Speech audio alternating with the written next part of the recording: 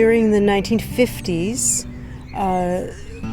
in the first period of the civil rights movement in which Martin Luther King became prominent, where the story started to hit the national news, which followed on the Montgomery bus boycott, the very famous story of Rosa Parks, the black woman who refused to give up her seat in the bus to a white man, and sparked a protest, bus boycott of the whole black population in Montgomery.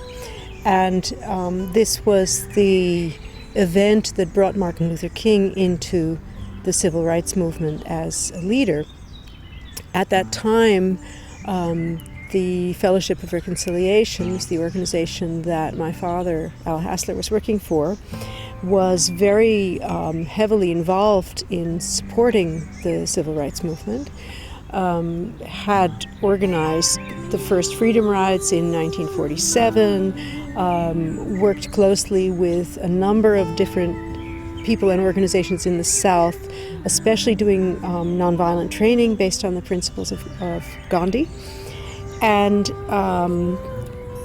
And so the FOR was, of course, looking for ways to get this story out so that people would hear about it, and of course to make the impact greater of this event.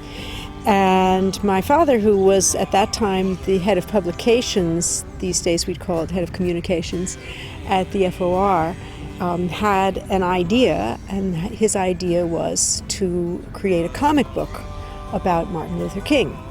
And he did that. He persuaded the Al Capp Studios, famous cartoonist studios, to do the drawings for free. He worked on the story together with a comic book writer who, I believe the story was that he had been blacklisted because of the McCarthy period. This was 1958, 57, 58.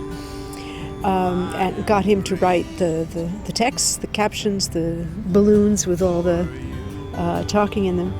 And they produced this comic book called Martin Luther King and the Montgomery Story. And it was, first of all, a story of what had happened, and then something about the principles of nonviolent resistance and how it works. Okay, so this was one of the several things that helped to bring out the story of what was going on in Montgomery, of the idea of nonviolent resistance to segregation in this case.